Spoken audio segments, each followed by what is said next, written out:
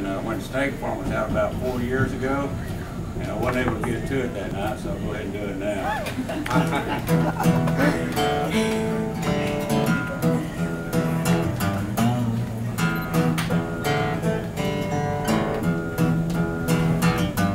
Well, the woman I love is named Ramona.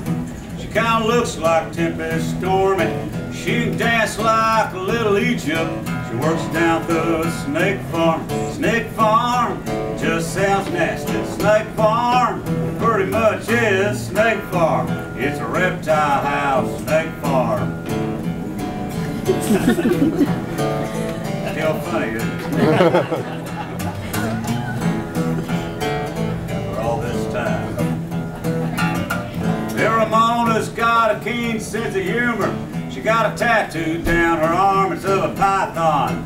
Eating a little mouse, wearing a sailor hat that says Snake Farm.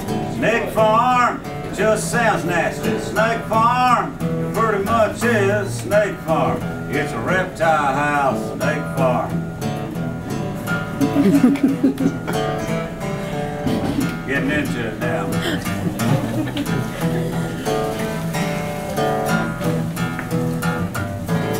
Asked Ramona how come she works there.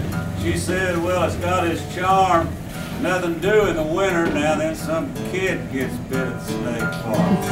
Snake Farm, it just sounds nasty. Snake Farm, it pretty much is Snake Farm. It's a reptile house, Snake Farm.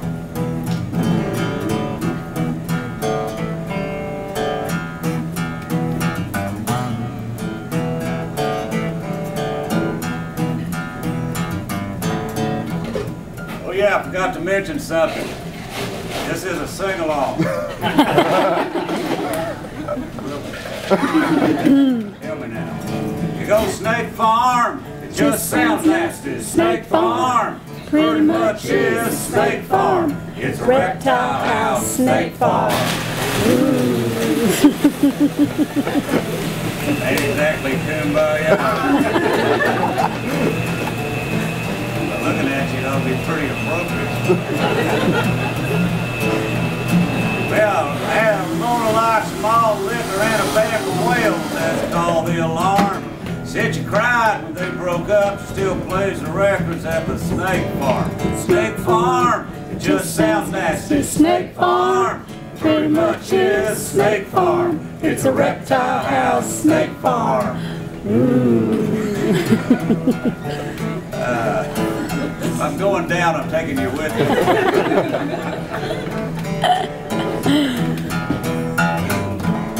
Sometimes Ramona calls me up and says, come on down here, it's getting warm. She runs everybody off and we, Snake Farm. Snake Farm, it just sounds nasty. Snake Farm, it pretty much is Snake Farm. It's a reptile house, Snake Farm. Ooh, last chance. Snake Farm. It just sounds nasty. Snake Farm, pretty much is Snake Farm. It's a reptile house, Snake Farm. Thank you guys so much. I appreciate y'all coming tonight. Any questions? Okay. What inspired that song?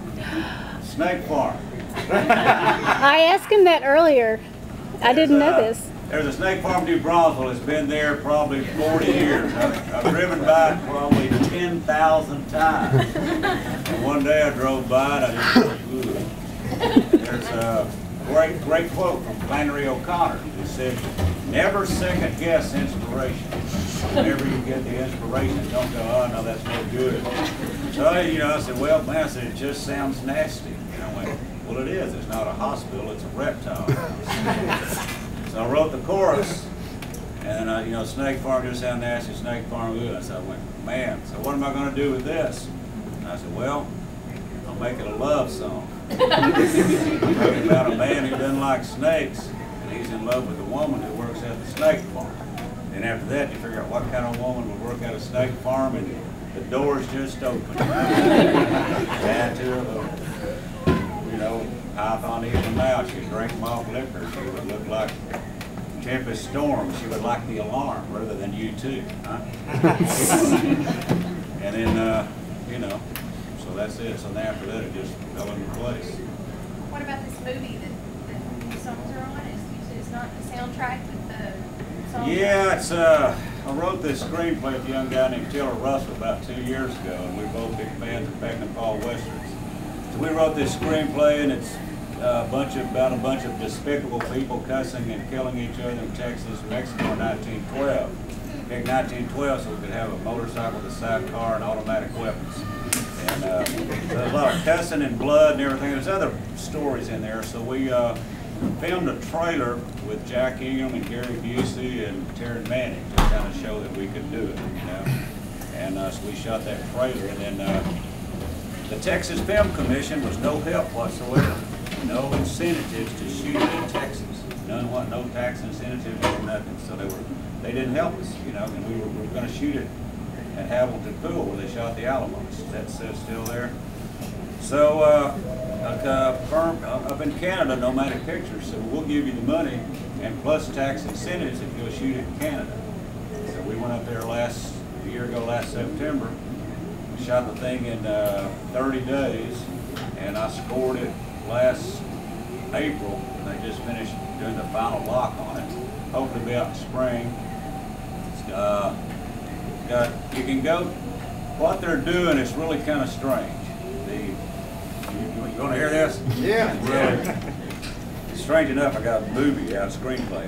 So they made this movie, Nomadic Pictures, right? So they had it. So Taylor Russell wanted to take it to film festivals this coming year, right? Show it at Austin and Nashville and Calgary and do all that stuff and try to pick up somebody to distribute it, you know. Well, some other people came up and offered the Nomadic people, put up the money, offered them some money if they would just show it on TV and then go straight to DVD. So that Taylor didn't want to do that, so they kind of butted heads. Just recently, they got another guy to come in, a guy who helped invent PayPal.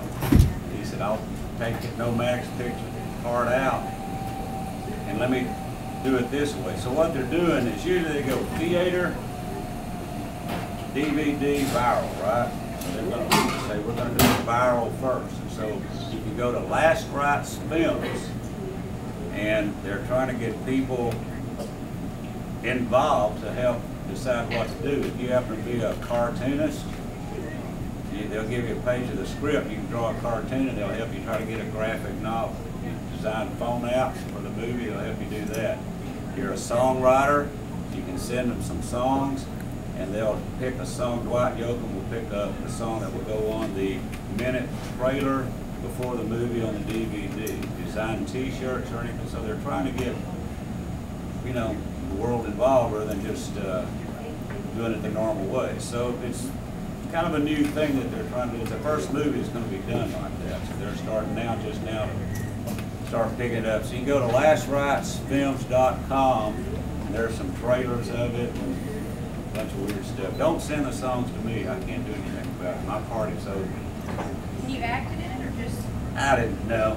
I had a chance to, but when I went to Calgary, I was the screenwriter, and it was really cool to have Lizzie Kaplan and Jason Priestley come up and go, hey man, what about this dialogue here? So I was a lot smarter than I really am. You know, they thought I was, you know, some screenwriter guy. And I just kind of came up with the right cuss word at the right time. But so I had a chance to be in it, but I didn't. If I'd done that, I would think I would like, well, here I am, I'm in the movie. And I'd rather just write it and score it, you know, rather. Otherwise, it would have been. Who's all in it, Ray?